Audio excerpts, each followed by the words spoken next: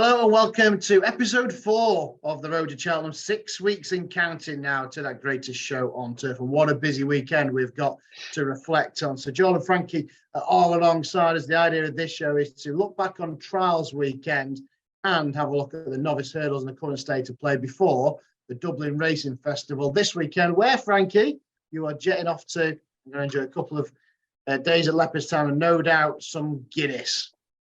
I will, yeah, and I'm slightly worried that it's going to just confirm things that the English weren't quite as good as we thought. Some of them might have been at trials day, and then I'm going to go over to Ireland a week later and just start scratching my head and think, are we really, really struggling come festival? Because, lots of questions after the weekend, and there's a lot of Irish talent on show at the one coming up. So, yeah, it's an interesting 2 weeks, isn't it? Yeah, it's not quite what you said, was it, Joel? It's a similar sentiments, but you're a little bit more graphic. Yeah, I think so. But I think because, the English have always loved the French, I think we're going to go for gold tweet and we'll take that on board, get supplemented. I think this is, we'll take that on board. And any Czechoslovakian horses, Polish, anything, bring them all in. Irish versus the rest of the world. It is feeling like that at the minute. But Dublin Racing Festival, of course, to look forward to. Join us Friday. We'll look ahead to that. But don't forget, we are here, Betfred, nominal no bet on the 4 championship races: the Champion Hurdle, Champion Chase, Stayers Hurdle, and the Gold Cup. We're going to start, though, by looking back at the Clarence House Chase, and we need to review the current situation of the Champion Chase as well, because it's more wide open than it was going into Saturday's race. We had an Energumen versus Edwardstone billed as a match, and that's kind of how the market was looking for the Champion Chase itself. But now it looks more wide open, Frankie. We're all on Edwardstone. He hit the front. He was denied by Edison de Gite. Energumen disappointing because the fences weren't the right colour. And Blue Lord, suddenly stable box, is now a shorter price than he was by not even turning a hair. So the Champion Chase has gone from a match to now looking more wide open after Saturday's race. It is, yeah. Maybe that's our chance. We'll just keep changing the colour of these fences and put the Irish off. that's our only hope at this stage, isn't it? Yeah, it is wide open. And I've watched that race back so many times. Edwardstone was winning that everywhere, bar the line. I mean, he did exactly what we hoped he would. Pinned the last, picked up some speed, was finishing like a train, and then somehow just hasn't managed to keep his head in front, because he did get his nose in front at one stage, and then Editor Geeks just battled back. I still think he can do it at the festival.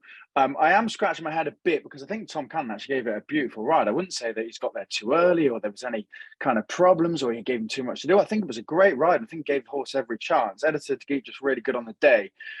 But Edwardstone still, for me, is more straightforward. Editor Geeks a bit quirky.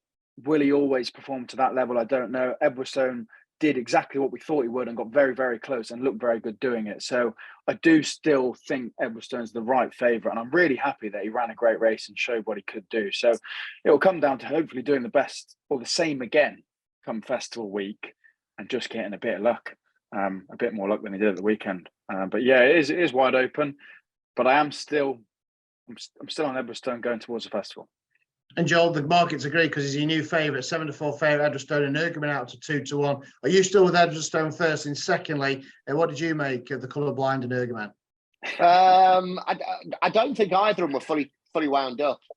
If you listen to the trainers, there's maybe excuses. I mean, the one about the colour fences, I mean, that's a new one. When you've got that many horses, you don't make no excuses. I think you need to go back with an Energumen. I've ridden 30,000 winners from my sofa, so I'll tell you, as a champion jockey, I think you've got to front run him when you go to Cheltenham again. I think what's happened is myself and Frankie are Edwardstone and Energumen, and you are Editor de Gite, and you've gone off, and we're sitting there going, well, we'll catch him here. A lot of credit's got to go to Niall Houlihan as well. Even though I wasn't clapping when I saw it on the TV, because everybody was saying Energumen, and we were saying there's £6 between them, but I don't think it's that much. All over Edwardstone for this.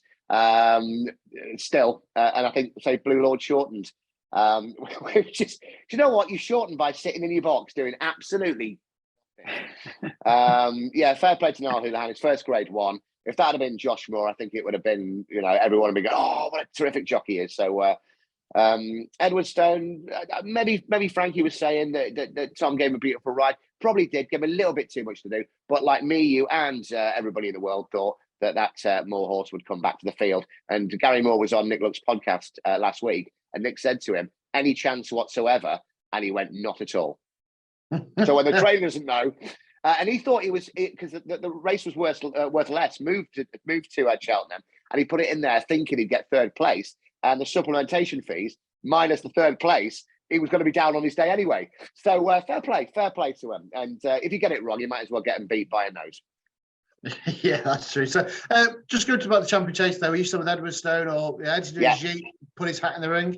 No, I don't think so. I think, again, that was his day. I mean, you've got to look at it now. I mean, I was probably writing him off a little bit because, he won that race where Edwardstone was unseated. And would he have won? That'd have been really interesting, that race, if he'd stayed in his feet.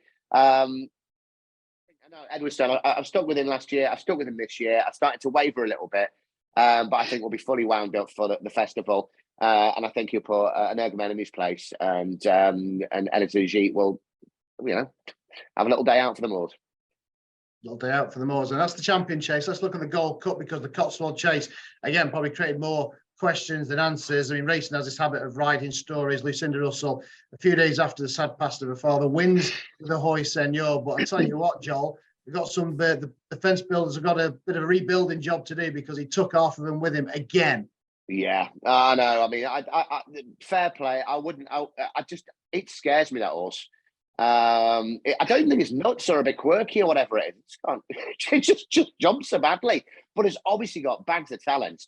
And looking at this, I heard Dan Skelton this morning on the radio talking about Protector Rat, blaming himself, saying the horse was in the 90s, not 100%. He thought he'd run better, but he takes the blame for it. And now I think out to whatever price he is. I mean, I know he drifted out of 20s and came back in again. I think now this is a nailed on each way price for the Gold Cup. I think this is one of the best come to daddy moments here for the Cheltenham Gold Cup now at 14-1. Non-runner bet. Look, he's going to go. Dan Skelton said that he would have this week off to recover from the race, and then kitchen sink treatment just to get him right. And speaking to Dan on Friday, I spoke to him 5 minutes at Doncaster. Didn't speak anything about horses.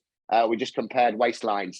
So I should have really asked him. But now Protector at 14-1 now looks absolutely ridiculous. But bookies have gone mad for the first time. Got a pop here for taking 3 cakes. That's why. Yeah, he called me a fat you-know-what. And I didn't want to know. I've never met the guy before. I don't want to turn around and go, well, it's funny you should say that. But yeah. And it weren't for me, though, for you, Frankie. Sharing them out. The Hoy Senior, Protector Rat, even Noble Yates, Sounds Rush. It was a great finish, Frankie. What do you make of the Gold Cup picture after that? I agree with Joel that Protector Rat's been pushed out further than I would have expected. Didn't run that badly. And he stayed on, which is what he needs to do in the Gold Cup. And he did stay on for third in the Gold Cup last year. So as an each way bet, I think that is as good as you're going to get in a Gold Cup. But there are some worries again. I know we're repeating ourselves, but we've thought Protector Rat's, our best chance here in England. We've got a Hoy Senior, Sounds Russian or whatever. And the race didn't just look as good as you'd have hoped, did it? And you are starting to think, have we not got the quality over here that maybe we thought we did? And is it going to be a bit of a whitewash come festival week? So I agree, Protector Rat, solid each way bet. He will stay. He's come placed in a Gold Cup before. I think the bookies have overreacted on that price, but I am worried looking at that field, is that the best we can do? And at current it is in the Gold Cup, and that doesn't really bring me much confidence because the field's not the strongest. And that's why, for all of us, Protector Rat was such a strong bet on Saturday. We said he might not be fully fit, and so by the sounds of it, so did Dan. But he thought against the likes of Noble Yates, Sounds Russian, Hoy Senior, he should still win, and he hasn't. So that is slightly worrying because for me, they're not top class horses. But yeah, as an each way bet, he'll stay. He'll be there. I wouldn't be running away and saying that he's got no chance. We think that's the best we've got in the staying chases. You might not want to look at the stayers hurdle there after what happened at the Cleveland. I'm going to start again with you, Joel, this time, because to be fair to you, on Friday's Punters Guide, you did mention this gold tweet, and he was nibbled on course into 14-1, and he absolutely hacked up. Needs to be supplemented for the stayers hurdle. We all know no bet. Currently 8-1. He'd be a play, wouldn't he? The way he won. Yeah, I mean, I pointed them out because I knew you two wouldn't do your homework, and you'd seen some at French, and you thought, well, it's in Barracuda, so so I thought, well, I work 4 hours a day, so I'll go and have a little look. And he was smooth headway, stays on well. He didn't put in his usual bizarre jumping. I did find out as well. The trainer, I didn't realise he used to train Tiapu before he went to Gordon. If I'd known that, I would have got on. So big selling outfit, aren't they? I mean, you mentioned Barracuda. I was having a chat with Martin Dixon earlier. I wouldn't be surprised if he turned up in green and gold at the Stayers. Well, I thought this straight away. I thought there'd be the knock at the door. It's JP with a sat. Well, I suppose he doesn't go himself anymore, does he? He sent Richie McClernand. But he's got a big bag of cash and some jockey silks here. Now, I think the only problem is for this is that it's won 270 grand in France as it is. The owners probably won't sell unless the price is right. And they've got a live chance here because I said at the weekend when we did the preview for this, staying hurdlers wanted. So if we go to when it comes to Paisley Park, I knew he was beat because he'd not hit the flat spot. No, he travelled well. He travelled well, but he travelled well behind him. And if he'd have hit the flat spot 3 out, he'd have stayed on. 8-1 needs supplementing, but it's either going to be the French who are going to supplement him or JP's going to go over there with a bag of cash. And you know what he's like for a shrewd buy? It's like the shunter. what a shrewd buy that was after the £1 million bonus. But no, I did nothing wrong. But I think the stay in hurdling division is so poor. I think we said at the weekend, come on. I mean, Dashel Drasser was well, all right, but giving up. He's given up. I think Frankie, we might as well give up on the stage. It's Irish dominated as well. And your old mate Paisley Park, he travelled well, and so he just didn't act up the hill. It's really frustrating, isn't it? Because I said, well, every time he's won, I said, you'll be worried at the start, you'll be worried in running, but he will still win. He did the opposite. He looked great throughout, but couldn't win. It's a frustrating one. I think we've mentioned Tia Hoopu number of times on this podcast, just stronger than ever after the weekend. Staying division doesn't look that strong. He looks really, really good over in Ireland last time out. I think we haven't got much to beat him off the back of Trials Day, and he looks quite strong for the Stayers come Festival week. What price is Paisley now out of interest? 11-1. Wow. I'd put him in the same boat as Protectorate. I mean, he's stayed onto into a place there. And he will if they go a bit quicker and he does rally, you might still get a place out of him, but I definitely wouldn't be having him to win the Stayers. Come Cheltenham. Joel's making notes. No, I'm just putting so what 11-1 Stayers Hurdle Paisley Park, 14-1 Protectorate Gold Cup. Protectorate. Just need one more nap place. Yeah, just Phoenix one winning the more. place. Where is Melon and where is Abracadabras? Where is they're my two horses? Sam Crow. Yeah. Right. So obviously still favourite Tiapu. Joel, you quite like Goldtwee if it's supplemented. Yeah, I think. Well, look, today if it was supplemented today, what price are you going with? I know you're getting no what's it called, non-runner, no bet, or whatever you call it nowadays. Don't run, you get your money back. Yeah, that's the one. You get your money back if it doesn't run. But as soon as it's supplemented, it's going to go shorter, isn't it? Well, I think it's priced up as if it is going to run now. But he was very impressive, and I said I wouldn't be surprised if there is a. There's not really to beat it. There's nothing really to beat it in there that we've got, and like you say, come on the French. Right, we're going to talk about the Ballymore and the Triumph Trials later because we're going to go look at the novice hurdle in the second half of the show. But just quickly, best of the rest. Stage Star was impressive from the front under a big weight. He's got options, Turner's, Broadway, even maybe the handicap, the plate, depending on what the assessor does, Frankie. Yeah, he was. I didn't write him off, but I knew it would be a very hard task off a top weight, and I thought it was brave to come here and have a crack, and actually turned out to be very impressive. And I think when horses do that and you bring them into a handicap off a top weight and they do go and win looking like a class above, that does indicate that he's got the quality. I do like, I'll never really be against a top class horse in a handicap off a top weight. I think if they're good enough, go and have a crack, and fair play they have, and it's worked out well. So yeah, where will he go? I'm not sure. And again, you're looking at the Turners market with Appreciate It, Mighty Potter, James de Villiers, or can he mix it with them? I think so. After that, they might have been as impressive off top weight on Saturday. Who knows? But, he's been there, he's done it off a decent weight and proved himself. So I think he's a bit of a play. I'm going to stick with you as well, because I want to talk about the cross country. Back on the lash, won it. Halved in price, 16s now for the cross country. He's off. No, but seriously, he was giving loads of weight Delta work. He was giving him, over a stone and a half. So at 5-4, is Delta work off level weights now in the festival a festival banker? I think so. I think it's got to be one of the, I thought it'd be way shorter. I know I said that at the weekend, but he looked so at home going around there. Was really, really impressed. And look, I was very strong on him for the weekend, but to come third and run the way he did off of the weight he was giving away, off of level weights, it's got to be a banker, hasn't it, for the festival? He looked brilliant going around there. Looked so at home.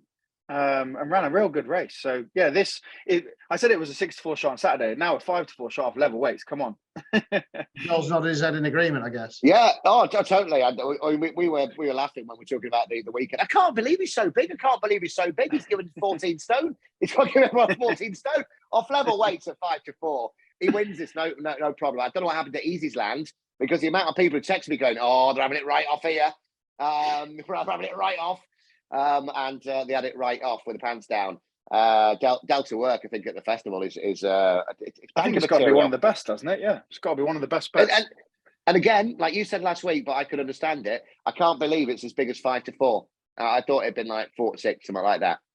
And I think it's a banker. So it's a get on now job if you fancy a little tickle, a little 10 or 20 quid here. Away from Cheltenham, Doncaster, we saw Epitant Hose up in the Mares. We had Echoes in Rain bolt up yesterday. They're 9 and 6 respectively for the Mares Hurdle, Joel. Yeah, all I've got to look at in that race, Echoes in Rain. She looked beautiful yesterday. Straight up the rail. Fantastic. I think the story of that race is Bob Ollinger, whichever you prefer. To see the demise of a horse like that. Is sad. So much promise. I know there's many of them out there, but from going from wild superstar to whatever, Echoes in Rain looked fantastic yesterday. Did now long look beautiful. And I think it's just it felt like she fell last time, didn't she? In the Hatton's Grace, yeah. Yeah, she fell last time, and I just think visually looked really good yesterday, and was given a very confident ride by Paul Townend. Frankie? Juicy, isn't it? The Maz looks good. Looks cracking with Epitant, Echoes in Rain. Who knows what Honeysuckle will do? Marie's Rock. There's chance of staying hurdle, isn't there? But I mean, it looks really, really competitive. It's a great race. I was impressed with Epitant. That's what you wanted to see, isn't it? As we discussed, after being beaten twice by our boy Connie Hill. We didn't want to see before he destroys them all. We didn't want to go and see her have a real, make hard work of it. We wanted to see her class because, as we mentioned, we've guessed it was still there, just been beaten by a freaking Constitution Hill. So I was impressed with Epitome, and going towards the festival, you'd have to give her every chance. Yep, 72 she is for the Mares Hurdle. Right, so we'll we've got a couple more races to review, but we'll do that whilst we look at the Novices Hurdle. So we'll start with the opener, 6 weeks and counting to the tape go up, the big roar for the Supreme, and obviously it still all centres around Fastlev. He's been short for this, Frankie, since, of course, won the bumper last year, and I know you're a massive fan. Yeah, it's just a flawless record, isn't it? Ticks every single box. Has been the horse that's been talked about to go and do this since he won the bumper last year. And all the horses that have come out of that bumper have shown great form as well. Everything that's finishing in behind this horse is winning races or performing well. And I think he'll race this weekend, won't he? And then go to the festival. And you would expect that unbeaten run to continue. It's very, very boring, but it's very straightforward. And you cannot really find many faults in him. So an odds on bet, we don't like to see it in the Supreme because I like to have a bit of an each way bet, but I can't really see him beat. My only each way play out of interest is High Definition. Counted horse obviously on the flat, and I just think it's a very interesting runner come to the Supreme, and probably one we haven't. I know all of these are improving and young horses, but definitely won't have seen the best over that horse over hurdles. So it's got speed. He looked decent enough on first hurdle start, and to go to the Supreme and have a crack, I think says something. So Facile Vega looks pretty strong. Can't find any faults in him. And I do think he'll win, but High Definition at an each way price an interesting one. It is, that form's working out as well. I'm a big fan of Marine National going straight there, but he did well to win the Royal Needs a run. He doesn't need a run. He needs a run. How many winners have you ridden from your sofa, did you say? 30,001. I can still have an opinion. It's about opinions. Opinion at 30,001 because I'd got Edwardstone over the line. So 29,999. I'm with him anyway. Tamuras and Rare Edition are the best of the British. Joel, what's your position on Supreme? Well, we looked at 5-2. I remember that very, very early on. We looked at 5-2 for Facile Vega, and you said you wouldn't take 5-2, and I'm getting there. Now, what price we're looking at? 4-6, 4-7? Just wins, doesn't it? It's a beautiful jumper. Tons of speed. There is not that I cannot find. I've tried to find negatives. I've tried to get the horse beat, but I can't. I genuinely can't. I think it's a genuine good thing.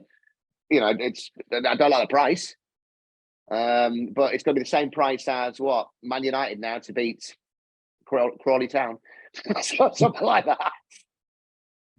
So you're sticking with it, right? Facile Vega then. What about the Ballymore? Could this be one for the Brits? Hermes, Allen, of course.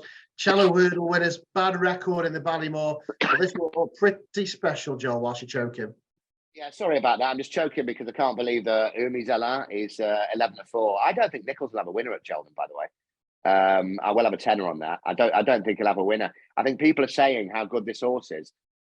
He visually looks impressive. But you could say the same about Gaelic Warrior. Gaelic Warrior goes at around 7-1, something like that. Won by 200 lengths. Looks great, but what's it beaten? We're going down. I'm trying to find something rare edition for Charlie Lonsdon. Is that still in there? I think he's Supreme bound. Yeah, and then Rock My Way is near at 28-1 as well. I don't know where that will go, but that was impressive at the weekend. I was really impressed. We both put it up as well. It was 20s into 7s or whatever it was. That we've all been caught. Form was franked. Where they go. I mean, you could probably get Sid's number from the internet and just give him a shout, and he'd tell you. So why don't we do that? But wherever Rock My Way goes, we've got to have a fantastic chance. It's one of those ones that we won on debut, 6-1, and you're thinking, it's a fluke. It's a fluke. But I really don't like Hermes Allen. I don't think it should be that short. I think it should be double figures, in my opinion. Is this another one for Willie then, Frankie? He's got Facile Vega. We mentioned the novice chases, clean sweep. Could have one in the novice hurdles as well. If it's not Hermes Allen, is it one for Willie? I do like Champ Kylie. After seeing him win at Galway, was that 2.5 or 3 miles? I can't remember. I was there 2.5. Yeah, 2.25 at Galway. Yeah, really impressed there. Did get beaten the other week by your Marine National, but that was over 2, and then winning back up to 2.5. I love the way that this horse kind of just keeps galloping and galloping and galloping. With the first time I saw him, it looks a bit of a freak, one that just keeps going at top speed. So I do like Champ Kylie. I'm glad that he got back to winning ways after being beat, because I started to think, oh dear, he's maybe not as good as he is. But Champ Kylie would probably be my strongest play in this. I would disagree with Joel, though. I think we get carried away with saying Nichols can't win at Cheltenham. And Cobden, after riding at Newbury on Hermes Island, said that is a really, really good horse. And did he say it was the best grade 1 or the easiest grade 1 he'd ridden? Yeah. It was something like that. I mean, he's not going to get off, and many people have said you've got to be careful what jockeys say when they get off, because it could be any horse. And when I've had a winner and a jockey's got off, it's a good one this, I tell you what, it's a good one this, and he'll win next time out, and whatever. And you come third. He didn't like the ground, and he lost his action, and I heard something go and whatever. So in the moment, you've got to say something big like that, and you've got to remember that you've got to go and see Sir Alex Ferguson afterwards as well. So your excuses are lined up straight away. Yeah. Know what I mean? It's a lovely horse, and sorry for interrupting you for no reason. Carry on. No, I think it deserves to be favourite. I think how impressive it was when it won, how confident they've been about it, how highly Harry spoke about it when he he's rode how many grade 1s and winners this season. He holds that horse, right up there with what they've got in the stable, and I think it definitely deserves to be up there. But Champ Kylie, maybe I'm just clinging on to it a little bit because the one I mentioned at the start of the year. I want to see him do well, but those two for me at current. Well, you both put up Rock My Way at the weekend.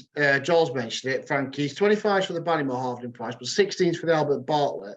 I guess we'll go up to 3 mile. This looks wide open. Him and We've All Been Caught. The form looks pretty decent. I'm guessing they could be 3 miles bound in what looks always looks a wide open renewal, isn't it, the Albert Bartlett? Yeah, it is. I'd prefer to be with We've All Been Caught. I think that horse will still continue to get better than what we saw when it beat Rock My Way. And as we said, Sam threw the absolute kitchen sink at it that day, but probably wasn't expecting to be challenged as much as he was. And they were miles clear of third. And I'd imagine he would have hoped to have the race sewn up a bit earlier, didn't, and had to get hard at work to get it to win. But I think there's more to come from that horse, and Rock My Way will head there and definitely have a chance. But to come to Cheltenham on Trials Day, I think, you know, they would have fancied that as their time to get a winner as opposed to the festival. I think We've All Been Caught's got to be the more talented horse, especially long term. So I think that'll have a good chance. And as a staying hurdler, what we saw from Rock My Way was what you like to see at the weekend, because Scoot did have to get to work a little bit, and there was, we both backed it. I thought, but he did stay on, did stay on strongly. So it's another tick in the box for both of them, really. But out of the two, We've All Been Caught, I think, it's got to have some talent, and we'll keep getting better. Joel, Albert Bartlett? Yeah, out of all the trainers that are full of it, I do like listening to Big Nige, Tristan Davis. Now, I genuinely would kick myself because he said straight away that We've All Been Caught would go to the Albert Bartlett because he doesn't want to get kicked by Herbie's Allen again, right? It was 25-1 at that point. I looked this morning, 10s. And probably shorter as well now. And this is going back, a little while. Looks like he'll get 3 miles easily. We've All Been Caught. Again, not over excited about the price. 10-1, but it's a great each way bet. Is American Mike still in this race for Gordon? Yeah, I think he is, isn't he? Is he about 12s or 16s? Because I said to a couple of mates, right, if this horse, it's 20s or 25-1, I'm having a 5 each way. It's one of them horses that I've just dissed, and it's going to pop up. You know it's going to pop up. And it's and all the potential and all the people talking about, the good judges talking about this horse at the start of its career and actually what it's done since and what have you. So if this is 20s, 25-1, you have a bit of a fun bet there to watch the race. But We've All Been Caught, 10-1. I think that's your quality each way bet. No, that's the Albert Bartlett American. Is he going on the list with Paisley Park and Protectorate? No, he's not. No, I've got one for later for you. All right then. Triumph Hurdle. I know it's all about Lossymouth, but we saw the weekend Comfort Zone and Scriptwriter battle out in the trial. And for me, Joel, these are two real solid juveniles who I think will run the race in the Triumph, but obviously Lossymouth put Comfort Zone in his place. Yeah, I don't know if I can get scriptwriter correct. I backed that at the weekend. To the one, Comfort Zone was well backed, wasn't it?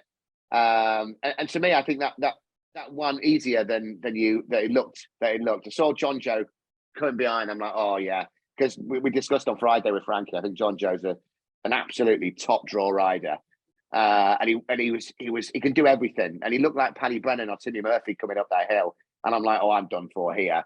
I wouldn't have it between those two. I mean, what prices are we for the race now? 10's Comfort Zone, 12 Scriptwriter, and obviously Lossymouth around about evens. Yeah. I mean, she was 12. She's impressive, but hasn't beaten a lot. If you look at it, I don't think it's an even money shot. It was quick. She's got a great turn of foot. Needs to stay.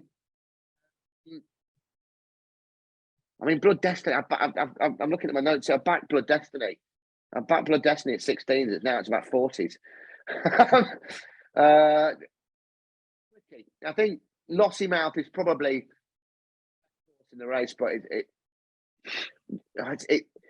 even money's not. It's not for me. It's not a Delta work.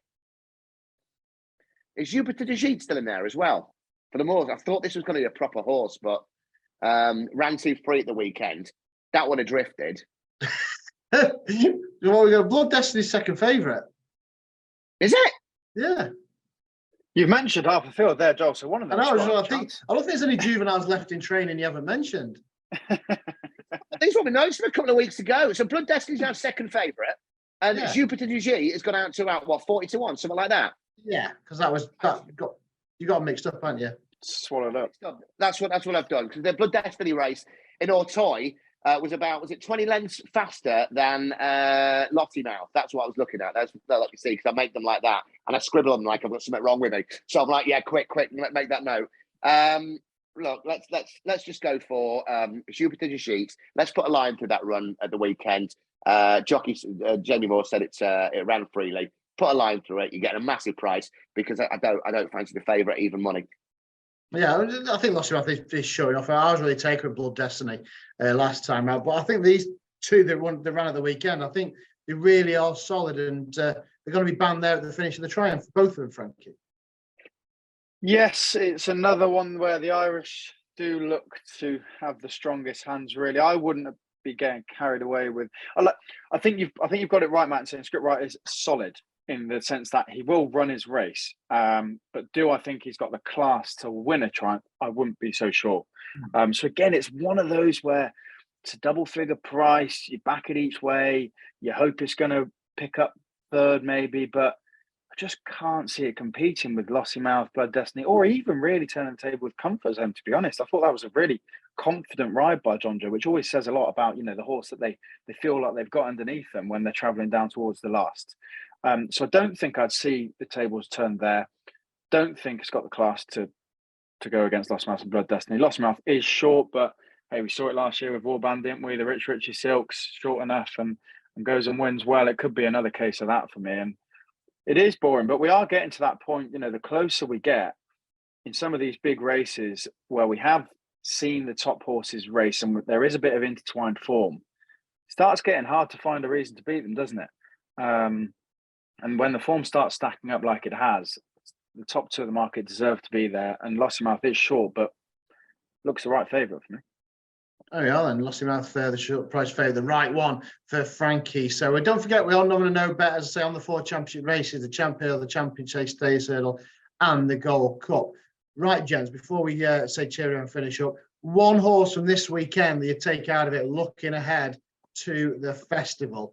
Okay, if it's a short price banker like Delta mentioned, or something that caught your eye out the back, I'll let Joel get his notes together. I'll start with you, Frank, because I'm thinking of where you might go. Right, we've got 2. One is obviously Delta Work. If the weekend was going to give us any clues, that's the race that has, in the sense that, we've talked about Protectorate being a bit disappointed. We've talked about, Edwardstone edited degree. What do we do there? They are giving us questions. The one race, that cross country, has gone as you'd have hoped, bar it winning and me having a bet at the weekend. But besides that, everything else was fantastic. I turned up and she wasn't there, and I didn't go home and spend the night with her. Apart from that, it was a brilliant day. Just not the finishing result of the weekend, but we can wait. We can buy that time for the festival. We'll get it back, and I do think that is the case. As I said, look very at home, giving loads of weight away, finished third. It was everything you'd want to see heading towards the festival. So Delta Work, a strong favourite, and for me, probably the best bet at the festival right now at this stage. And then the other, our lad Phoenix Way. I think his day is still to come. It did exactly the same. Pulled the trigger maybe a bit late, had to come from quite far back in the field, finished really strongly into a place. If you're getting an each way price about that in a handicap at the festival, and he's not weighted out of it in the sense that he hasn't been hyped up for that, which I don't think he will because he finished 4th, got to have a chance. When is his big day? It's coming soon, hopefully, the festival. So Phoenix Way, just want to look out for in the handicaps. Yeah, play all the ultimate. I'm with you. We were talking about Phoenix Way afterwards. It was a definite eye-catching one. I'm going to go with Mai Tai, who agonisingly defeated as well. I'm guessing he'll be handicap bound. He's off with it to Statler, so maybe a step up in trip for him. The Morning Pipe, maybe Fairy Fry. So definitely Mai Tai is on my radar, as long as Phoenix Way as well. Joel? Gold Tweet, because I don't think it would have been the betting beforehand, and at 8-1, probably with the green and gold silks on for me. I love that Delta Work, but also I think the takeout, which everybody will shoot me down for, is Protectorate, because there's valid excuses, and Dan Skelton doesn't give those excuses normally. He blamed himself, said he was only 90%, should have run a little bit better. but explain exactly what's going to happen. I'm just reiterating now, week off, and then it's, all the treatment all the way up to Cheltenham. And at 14-1, that you cannot get that horse out of the frame at 14-1. Again, at the weekend, stayed on the Gold Cup last year into third, and that's what you need in the Gold Cup. At 14-1, I genuinely think, and it's probably gone by the time this has come out, it's a present from the gods. 14-1, no. But just quickly, gents, we didn't really mention Noble Yates in that. He finished head of Protectorate. He's shortest of them four. He's still 7-1. He was price-wise picked, Joel. Yeah, it's a prep for the Grand National, isn't it? The Gold Cup. I think I couldn't have him. There's a lot of much better judges than me saying that ran well, stayed on. I like that. I think what will happen in the Gold Cup, if he's going to be fourth or fifth turning in and there's no chance of winning, he'll be eased off and saved for the Grand National, which is the most bizarre prep you've ever seen in your life. It's normally it's weird, but he's still in with a chance. I can't see it. I genuinely cannot see it. And like I said, there's better judges than me who really, really fancy him for the Gold Cup. Not for me, and not at that price. Frankie, Noble Yates? Too short for me. Can't have him up there, as second fav, really. Don't think he's got quite the class to deserve to be up there. And horses that are probably a bit more proven at Grade 1 level and in previous Gold Cups, I would have over him. So, yeah, I think I'm looking at 8-7s. Too short for me. Okay, so we've got Protector each way, Paisley Park each way, Phoenix Way each wherever he may go. It's all the P's. Yeah, and this is it. Are you taking the P here? I tell you what, let's have a 50p, lucky 31, and you won't see me after Cheltenham. At those prices, we are building ahead of a multi-end. Right, so join us on Friday. We're going to preview great racing, of course, the Dublin Racing Festival, plus Scottish Trial Day at Musselburgh and Grade 1 action at Sandown as well. And then next Monday at 7 o'clock, we will be back. We're going to do it live in the studio as well, because we're going to be reviewing Dublin Race Festival. Frankie flying in from Dublin straight into the studio to review Leopardstown plus Sandown and Musselburgh. And again, we'll be looking ahead to more of the feature races at the Cheltenham Festival. Thanks for joining us. This is the Road to Cheltenham.